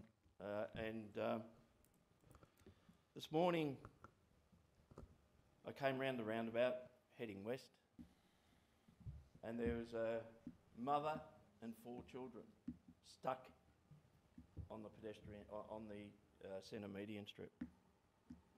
There's a nice little pathway there, and it's zigzag so that people will turn and look towards the traffic and all this. This woman had a pram and 3 young school-age, young preps, probably 2 and 3, grades 2 and 3 or grades 1 and 2, trying to control the ones on foot as well as look for a break in the traffic, which is extreme at that time of the morning, to get across the road safely. And I see this every day of the week when school's in. And coming back, you see the reverse. You see the children attempting to cross the road, coming back. I saw a guy the other day grab his little kid by the hand and physically carry him by the hand, running across the road to meet the traffic to get back to the other side to go home. It's unacceptable. Councillor Stapleton has made numerous attempts to get a pedestrian crossing here. It's been promised on numerous times, and Mr Mayor, it's just not good enough. It doesn't cost an absolute fortune to put a crossing there that's safe for children and parents to cross the road, to go to the shops, to get their milk, to get their bread, and to get their kids to school, because the primary school's on the other side of the road. So, Mr Mayor, I'm a bit passionate about that. I'm getting a bit fired up, but that's where we're at. So I urge my fellow councillors to vote for this. Thank you, Councillor Rowe, and it's good to see you're passionate about it because it's all about safety. We don't want anyone getting hurt or killed. So is there any questions or dissent on the matter? And that is carried. Thank you very much. We'll move to Councillor Aziz. We'll be withdrawing that item, Mr Mayor, because it's already been resolved. Okay, thank you very much. Then we'll move to Councillor Jackson. Thank you, Mr Mayor. I have an item of urgent business, Mr Mayor, and it's urgent as it relates to timing in relation to a matter which is occurring on Thursday. We have a seconder for that? Yep. Seconded by Councillor Smith. Is there any dissent on that? Being admitted into as urgent? And that is carried. Councillor Jackson. Thank you, Mr Mayor, and I'll just wait for the officer to put the notice of motion on the screen, so... And then get a second here.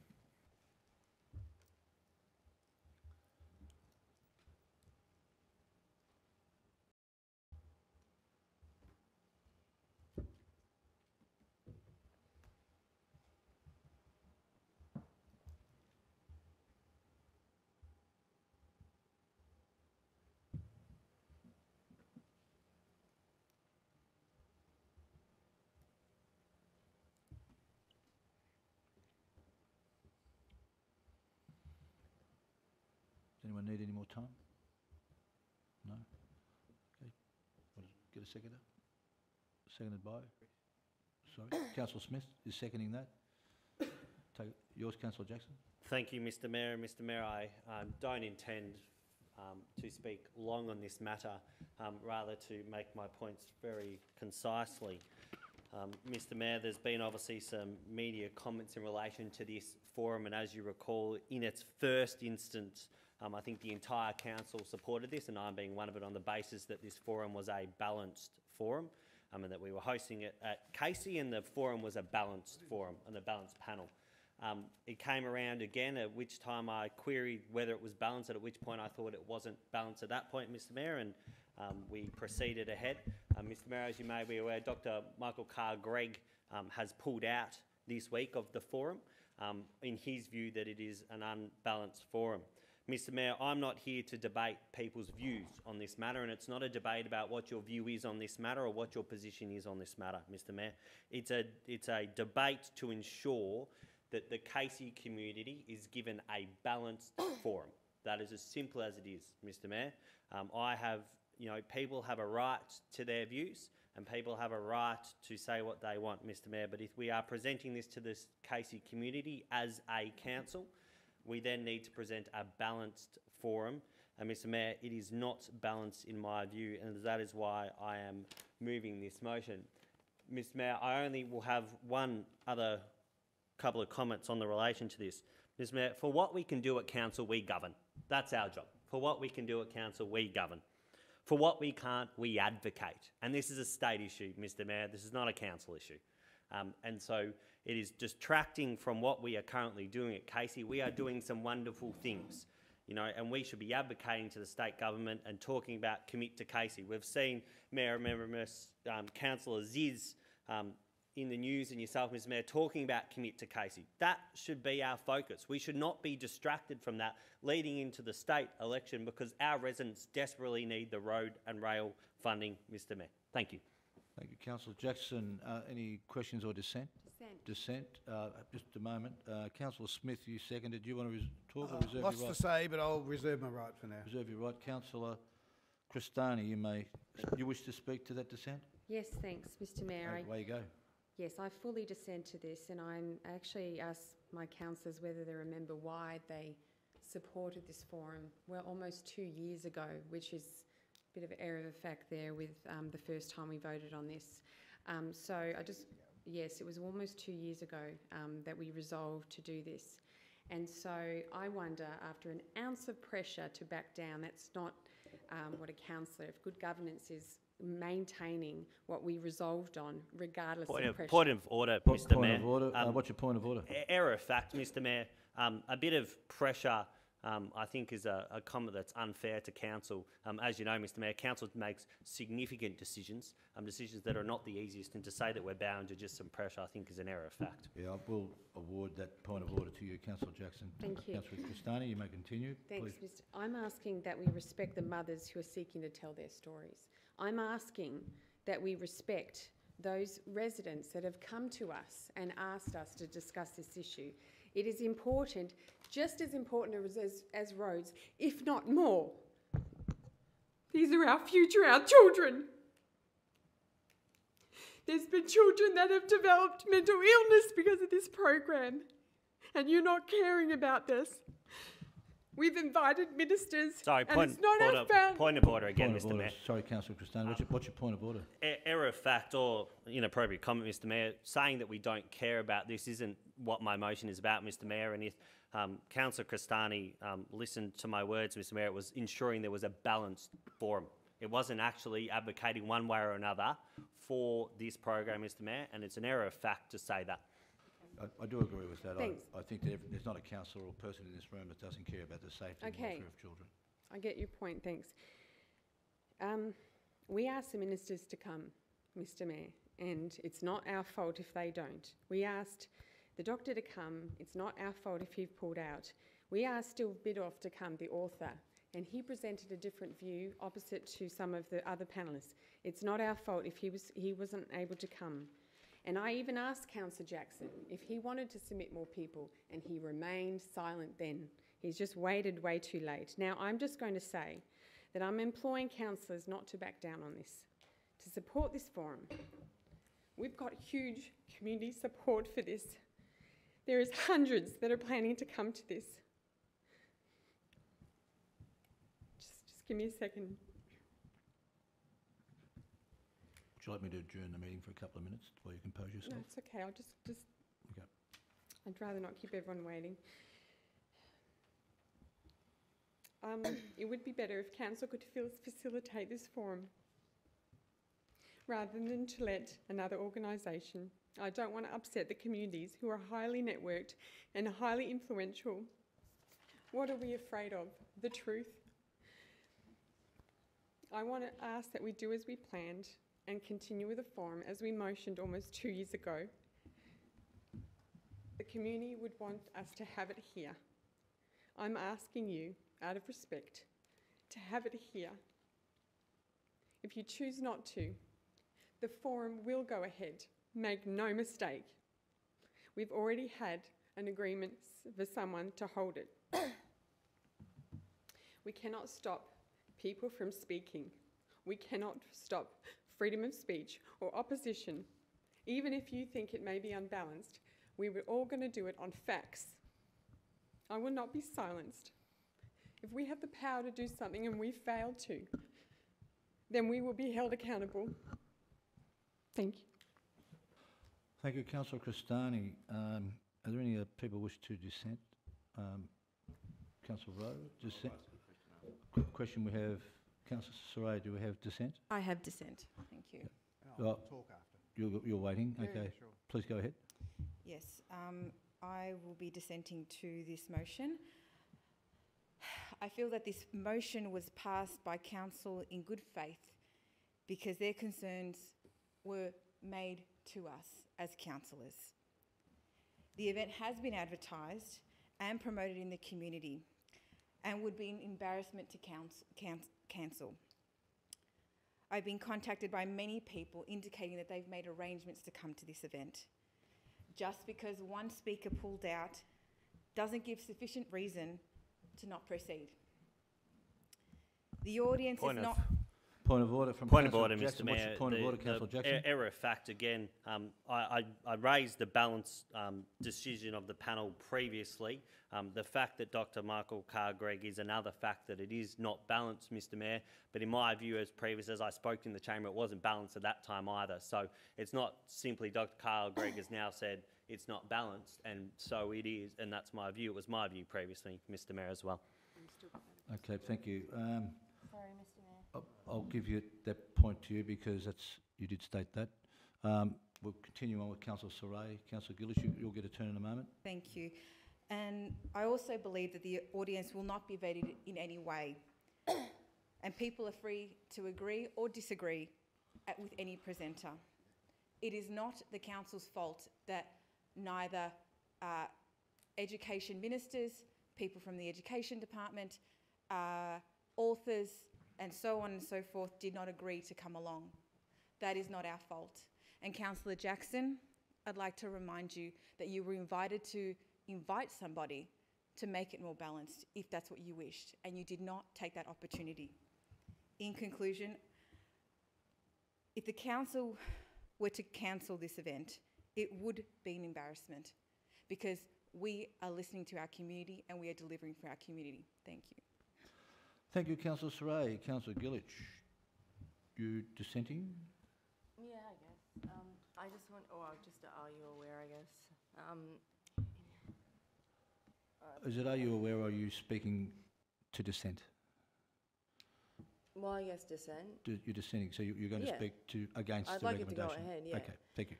But I'd also like to just remind Councillor Jackson that, of what Councillor Saray was saying. I was actually there when Rosie did speak to him and asked him if he wanted to bring anyone along. And she said that it would be good, actually, you know, if he wanted to. Mr. Mayor, point of order in relation to relevance. My conversation. Can I say why I feel it's relevant? Point I just of want order, to hear Mr. the Mayor, in point of relation order. to The relevance. procedure says I have to listen to his point of order. Yeah. Thank you, Mr. Mayor. Mr. Mayor, the relevance of conversations in the chamber that I've had with Councillor Cristani are irrelevant to this motion, Mr. Mayor. Whether I choose to do something or not is not relevant in terms of this panel. It was a panel that was put forward by Councillor Cristani and at the initial instance was supported by the entire council. Now, whether I choose to bring someone to the panel or not, Mr. Mayor, it has no relevance, in my view, on my motion. Because you weren't on Point of the order. organising committee. Point of No, order, I'm Mr. Mayor. Just a moment. I'll rule over here that is correct. You weren't organising the panel. That's correct, Mr. Mayor. I had no responsibility in organising. It wasn't my notice of motion or my view, and I've previously made my views correct. You can't have a point of order on a point of order, I'm sorry. So continue on. Yeah, my point wasn't so much that when I was going to finish, I was just going to state that when we were actually organising this, we spoke to the officers about it, and they did state that anything we say, any material we were to cover, anything, Holly said it has to be factual, everything has to be gone over beforehand and shown to be 100% true. So we can't, mislead anyone, we can't, so, my point is, even if there isn't anyone else on the other side, we'll only be giving facts from this side. It'll just be facts. And I feel as though if they are facts that council says it's fine to go ahead with, I don't see how that is unfair. It's not, it would be, I feel it would be unbalanced if maybe we were given a little bit more rein, but it's very strict. That, like, when we've been having these meetings, it's been really strict on how this is going to go for us. Everything we mention, every person that speaks, everything has to be 100% evidence-based, factual, everything. So we're not looking to mislead anyone. We're not looking to be dishonest. So I feel I don't think it was a point to mislead anyone that Councillor Jackson was making. No, but this is what my point. This is what I'm trying to say. It may seem, well, Councillor Jackson might feel it's unbalanced, but what I'm saying is, on our end, it will all be honest and factual. Okay. Don't you feel that that's balanced? I'm just listening to all sides before I adjudicate. There was also the point about priorities with committee Casey as well, it was mentioned. Thank you, Councillor Gillich. Are there any other questions or dissent before I ask? Oh, Councillor Aziz. Thank you, Mr. Mayor. I actually have just a question for Councillor Cristani, just to clarify in my mind one aspect.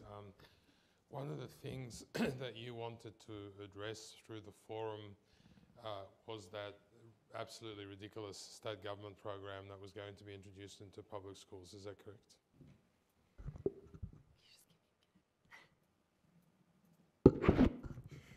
Sorry, if you can bear with me. You guys know I don't cry that much, right? Sorry. Thank you, Councillor Aziz. Forgive me, I just get emotional because it's very close to my heart. There's stories of children getting mentally ill because of exposure to this, and I just want to protect our babies, you know.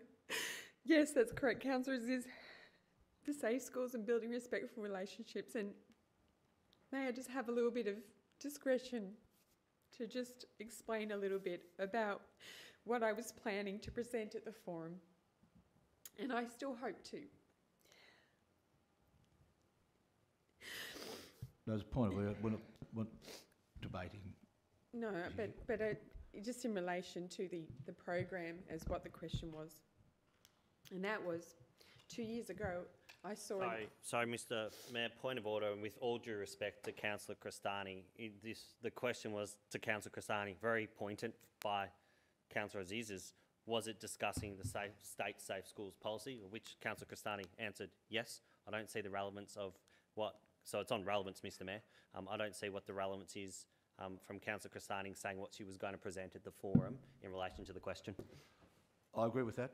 I'll grant that point of order. So the question wasn't about what you were going to present, Councillor Crestani. It was about the schools program that was involved. Thank you, Mr. Mayor. Yes, it was about safe schools and building respectful relationships programs that I believe is not the correct title for these. Regardless, it was to discuss them, to make it more awareness for the community.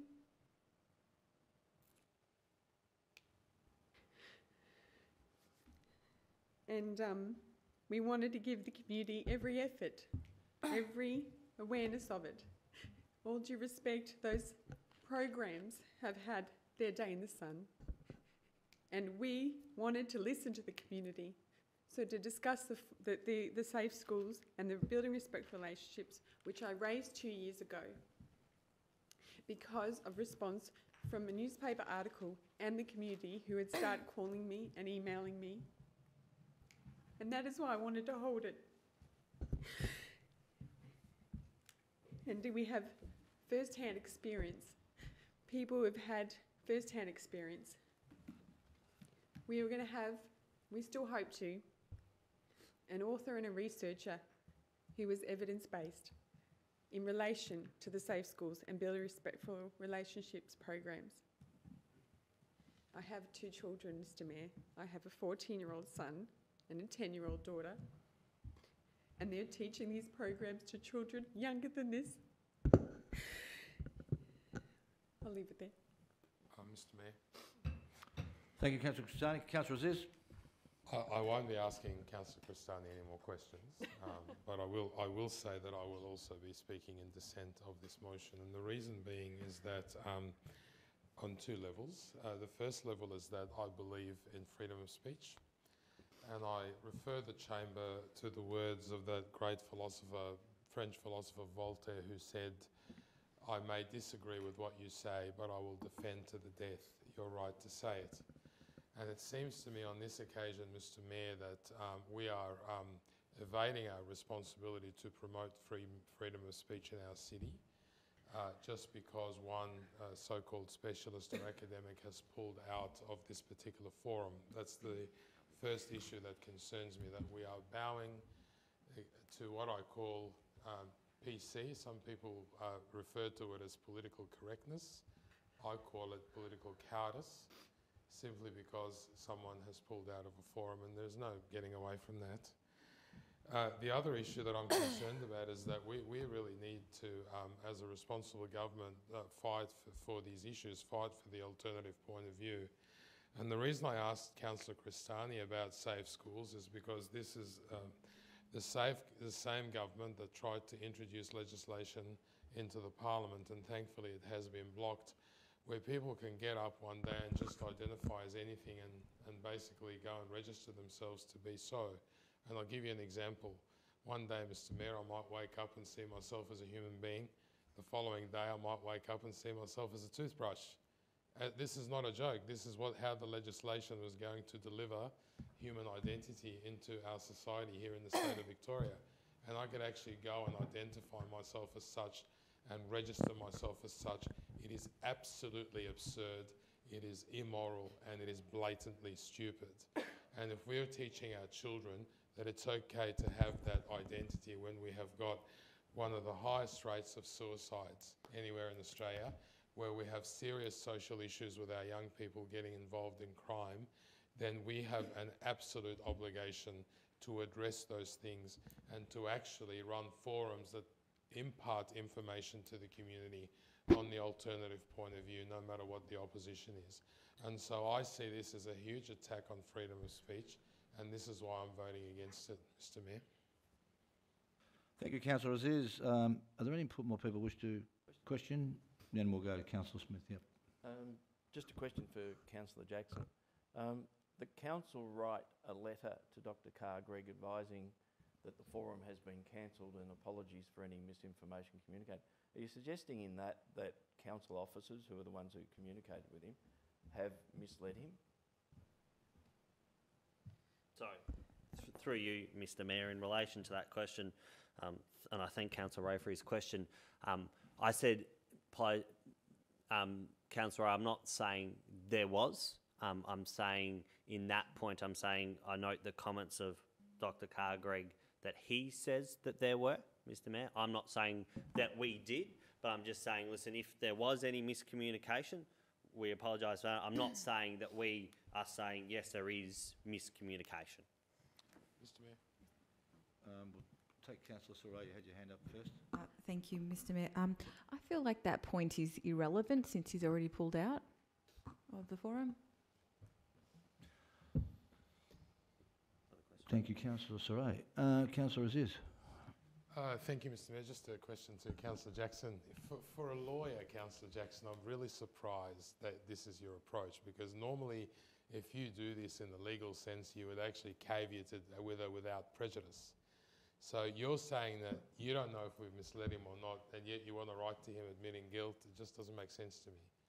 And I would feel far more comfortable if you could actually find it in that remarkable brain of yours to actually consider withdrawing that comment, because I think it opens up at least a reputational liability on this council that we don't really need at this point. I don't think a letter of apology is warranted at all, particularly as you yourself have admitted only a few moments ago that you're not sure whether we've misled him or not. Councillor Jackson, would a full stop after cancelled suffice? Mr. Mayor, I've got an possible answer. I'll defer to Councillor Smith. You're Press article you today- speaking as a seconder? I'm just answering that question. I still haven't started as a seconder yet. Yep. In the press today, it was reported that Dr. Carr-Gregg was taken aback that he had yet to receive a response, explanation or an apology from council. I think that indicates he expects an apology. Point of order, Mr. Mayor. Point of order from Councillor Aziz. What's your point of order? On what? Well, Councillor Smith, relevance. And Relevance. Councillor Smith has just quoted from some sort of article. How do we know that the article actually has factual veracity? I mean, you're quoting from the press. Are you kidding me? Are you kidding me? I will award that to you, Councillor Aziz. Mr. Mayor, for the sake of this going around the chamber and chamber and chamber and the chamber. Question. No, I've got Councillor Jackson. I'll come over. For the sake of this going round and roundabouts in the chamber and for the sake of dealing with this very quickly, Mr. Mayor, I'm happy to put a full stop at the end of the word cancelled and remove the rest for the sake of the debate going around the chamber again. Does that satisfy you, Councillor Aziz? Not really, but I'll let it go. I need leave. You need leave of council to make that. Can we have leave of council? We do. Can we make that change, please? And then we'll go to Councillor Cristani. Just to know, you aware that, Mr. Mayor, after reading the article, I actually asked Gerard to help me with submitting an extra. Okay, let me just try to read it without getting upset. Sorry. I actually submitted, and it's already out publicly. And I just wrote the intention of the forum is to provide parents with information about the potential impacts of the program on their children. As a renowned child psychologist, Dr. Carr-Gregg was an obvious choice to address the forum and share this considerable expertise. I am saddened and disappointed he feels misled and apologise unreservedly. So I did, Mr Mayor, on behalf, because if he feels the one that I've misled him, I don't think the city should have to bear the brunt. I took it. So I just want to put that. Thanks. Thank you. I think we've taken out the apology. Just so that, are you aware? Oh, you're aware, okay. Councillor Aziz? Yeah, Mr Mayor, I just also have a further question as to why we need to issue a media release. I mean, the press are here tonight. We're making a decision. It's very simple. Why would we need to actually put more light on this matter and issue a media release? I asked that directly to Councillor Jackson. Councillor Jackson? Thank you, Mr Mayor. Mr Mayor, I think the media release is very important because we have marketed this event, Mr Mayor. We have already done, I believe, information on our website about this. We have printed flyers. We have gone out to the community, and obviously, if the council makes the decision in terms of this motion, I think it's important we go out to the community and issue such a press release to ensure the community is informed. So it's on the basis of ensuring the community is informed, Mr Mayor. Thank you, Councillor Jackson. Councillor Saray? Thank you, Mr Mayor. Could we change this to, with the writing to the letter to Michael Carr-Gregg, but also all the other panellists, that if this motion goes through, that it has been cancelled? It's not just about him. Absolutely, Mr Mayor. Happy with that change. So, Mr Mayor, I suggest that we write to all panellists and we remove the word Dr. Carr-Gregg and write to all panellists. Including Dr. Carr-Gregg, because he's not a panellist? He was a panellist. I take your point on that, Mr Mayor. He's no longer a panellist, so you would be technically correct in saying that. So that's right, all panellists, including Dr. Michael Carr-Gregg. I'll need leave, Mr Mayor. Do we have leave of council for those changes? Yes, we do. Thank you. Councillor Smith, you wish to speak? Yeah, start with a question first. Council's aware that the motion to have the forum was actually June the 6th, 2017, so it wasn't 2 years ago. I'd be happy to hear at another date if that's the case. I'd like to ask some questions of officers. The wording of the original motion, Mr Coldham, is it your directorate? Whose directorate is it? Manager of Governance would like to... I just want to know, the motion was that council was along the lines of council... Excuse me, Councillor Smith, I think... Yep. Mrs de Kretzer would like to speak. Oh, I've got... Oh, she can answer the question. I haven't asked the question yet. Oh, she's there if you... That's what she's I'm saying, there, she's going to answer I'm your about question. to ask her the question. Okay. She's a step ahead of me. The question to start with is, the motion, I assume, said that council organise or hold a forum. Would that have been correct? Yeah, through you, Mr Mayor. The motion read that council conduct a forum on building respectful relationships and the Safe Schools Coalition program. So could I ask the next question? Who organised the forum? Who chose the speakers? Were officers? Through you, Mr Mayor, a number of the speakers, including Dr. Michael Carr-Gregg and some of the mothers that Councillor Crestani has referred to this evening, were by resolution of council. Yep, so that was named in. Okay, yep, absolutely, that's fine. Mr Mayor, my concern is that this is not necessarily going to end up being a forum, that there was potential to be a rally, not a forum, because I think it was going to be one side. I accept that, yes, some people might have been asked to have been part of it and declined, or not taken up the offer to ask people to be informed. But again, sorry, Councillor Aziz, I'm going to refer to the article in the newspaper today, but Councillor Crestani was quoted as saying that no members of the LGBTQI community were invited to be part of it. Point of order. Point of order. We have Councillor Crestani. What's your point of order? Relevance, because, Mr Mayor, this was about a forum for information for parents. It wasn't to try to... I'm not disagreeing with the article. I'm not disagreeing with the truth. I'm just saying that it was an awareness forum, and that's why we built who we did, who we invited, who we did. Were you saying you're not disagreeing with Councillor Smith? No, I think that the relevance of that item, the relevance to the forum... Thank you. LGBT... The relevance, Mr Mayor, the relevance of raising whether and a member of the LBGTI, I was asked the question by the journalist, and I said no because I didn't want someone to feel uncomfortable because they were there for a different purpose, not to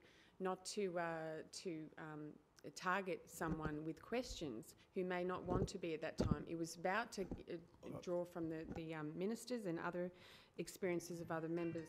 All right, well, I'll accept your reason why that they weren't there.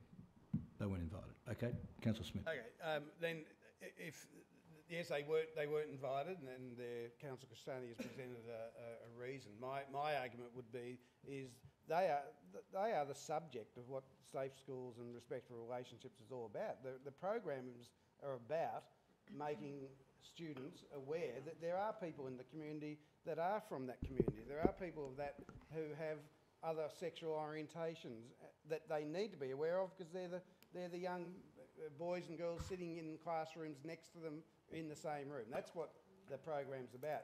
Therefore, to say we're going to have a forum and not include representatives from that community or people who would be able to speak on behalf of that community, maybe it would be parents of such children, is definitely a one-sided and biased opinion. Am I sensing a point of order coming on? Well, yes, Mr. Is it a point of order? Well, it's an are you aware? No, we're going over to Councillor Flannery, and then we'll come back to you. Oh, is that a point of order? No. Oh, no, just an Sorry, you still got the floor. Sorry. Yeah. I thought you sat down. Hey, I'll do a point of order then. You'll do a point of order then. Yep. What's your point of order? Relevance. Because it's not for children, this forum. What, And no, is it you were saying the relevance, subject or is- what is it? What's your point of order? Point of order is relevance, because it wasn't for children, and we wouldn't invite those with the subject of this material. But wouldn't it be for those representing children?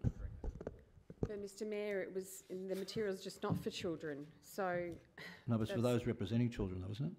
yeah, but Mr. Mayor. Because you said that before. It's all about kids and kids' safety and welfare and all that sort of and thing. awareness to the community, and they were all invited. The community was all invited, but to have a member, that wasn't there was awareness of the issues that were raised. I think what Councillor Smith was referring to was the people on the panel would be representing children. So I'll take that on board, Councillor Smith. Yeah, in that second, I wouldn't expect any young people to be in that forum. Maybe they want to be, but I wouldn't expect that they should be there. Yeah, it's about people who represent them, people who understand them, people who work with them to give the opportunity, and we haven't given those people the opportunity. Interesting, there's lots of comment going around on social media about it. The person replacing Dr. Carr, Greg, someone has made the comment that one of his things is he talks about that intersex people do exist, yet he doesn't believe that those people, that we should be teaching about them, because they are the products of the fall, but it just says, but not exactly the spawn of Satan. So it's a bit I'm concerned that there's some biased arguments against some of the people who are being talked about as part of this program, without anyone having the opportunity to speak on behalf of those people. That's all I'm concerned about. I don't believe it is we're going to see arguments from both sides of the fence. I certainly don't think anyone with an opposing view is going to feel very safe or very welcome. I'm also concerned, because I've also heard whispers that there could be a protest element to attending the meeting, and I wonder, my question then to officers is, are we putting anything in place in terms of security if that happens? Because I suspect that, depending on the outcome of tonight and articles already having appeared, that could be on the cards, which I hope isn't, but it could be. What are we doing about that? Through you, Mr. Mayor, as we do on a council meeting night, there will be additional security for the event, as well as the precinct security guards, which are here 24/7. So I'll end there. I think I've made my point. I don't believe it's balanced. I don't think there's a clear understanding of what the program's about. Sure, there are people who are upset about the program. There might be elements of it that haven't gone very successful or very well with some people. But on the whole, the intention is to help a community that is already feeling disenfranchised, feeling threatened, and the comments being made or that will be made at that forum are not going to do anything to help improve that attitude and the feelings of that community. Thank you, Councillor Smith. Councillor Flannery, you did have your hand up before. I was just an awareness, Mr. Mayor. But back in 2017, when we voted on for this forum to take place, I just wanted to know if anybody or any of the officers know whether I voted for the forum or not. So if Dr. Michael Greg Carr, or Carr Greg, hasn't decided he doesn't want to come because he thinks it's unbiased. Well, he was invited, so he could have actually fought for the alternative. So the thing is that what I want to know is that I've got a very, as I'm getting older, I'm starting to forget things, but I want to know, did I vote for the forum so I can make my mind up on which way I'm going to vote? Thank you. Do you have that information? Through you, Mr. Mayor, no, I don't have that information. I have it. Yes, you did. I think Councillor Jackson... Councillor Jackson. I dissented, so... Mr. Mayor, I believe the entire council did at that stage, and I made that, I think, known earlier.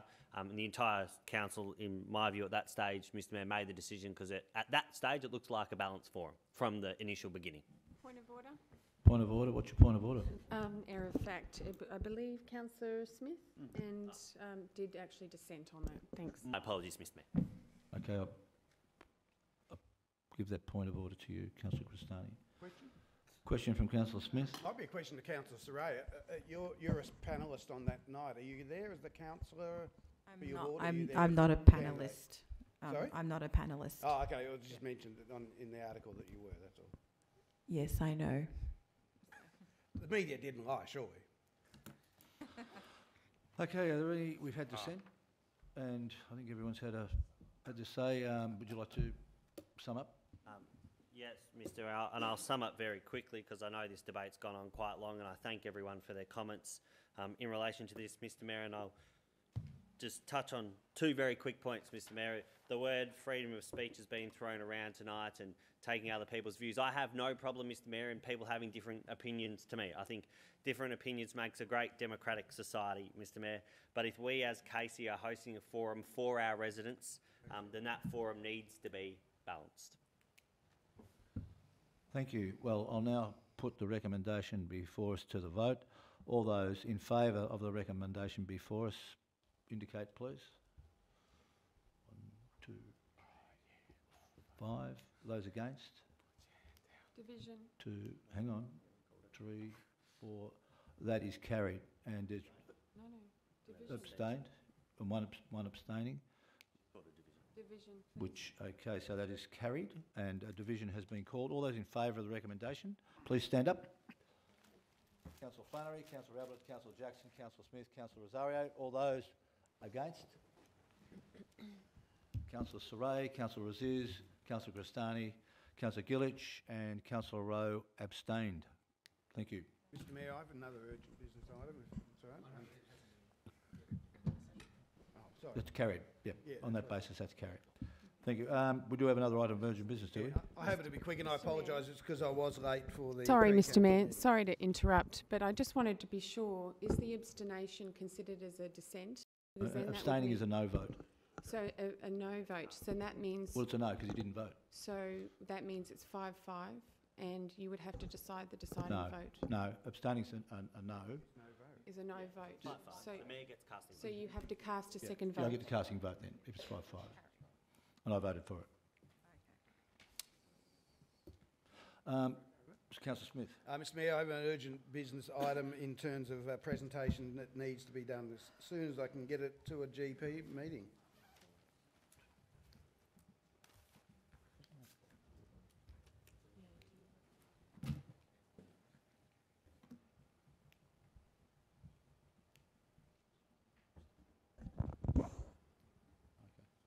Okay.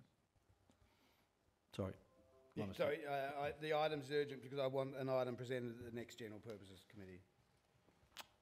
Do I have a seconder to... Moved by Councillor Smith, seconded by Councillor Rosario. Is there any dissent on allowing it into urgent business? Yes, I dissent. We have dissent. Can we get more information, please? It's in relation to a presentation by a community group to Casey Radio at the next General Purposes Meeting, and there's a matter of urgency to it. Yeah, I still dissent. Okay, we have dissent, so we're going to have a vote on whether this is admitted into urgent business. All those in favour of admitting this into urgent business, please indicate. 2, 3, 4, 5. Okay, all those against?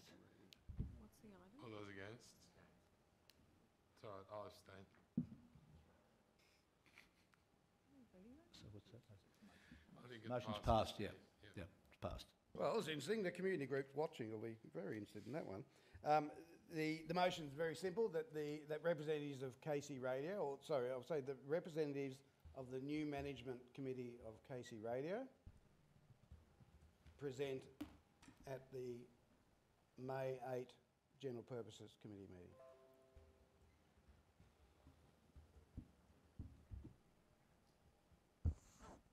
I'm happy to talk more if people... Moved by Councillor, is that it? Councillor Smith, is that it? Yeah, look, it's simply that the... Moved by Councillor Smith, seconded by... Oh, I thought there was a second. Well, Councillor Rosario. The KC Radio have asked if they could present at the next GP meeting, simply because they have some good news to tell us in terms about the revigoration and the new management of the radio station and how it's going, and they would like council to consider a previous decision where there is some money being held in abeyance, and I want that to be held ASAP because it could have budget implications. Thank you, Councillors. Are there any questions or dissent on the matter? Then that is carried. Thank you. Are there any other items of urgent business for this evening? Then can I please get a mover and a seconder to move that council resolve itself into closed council and resume after a 5-minute adjournment? Moved by Councillor Flannery, seconded by Councillor Rosario. Is there any dissent? That is carried. We'll be back in 5 minutes. Thank you.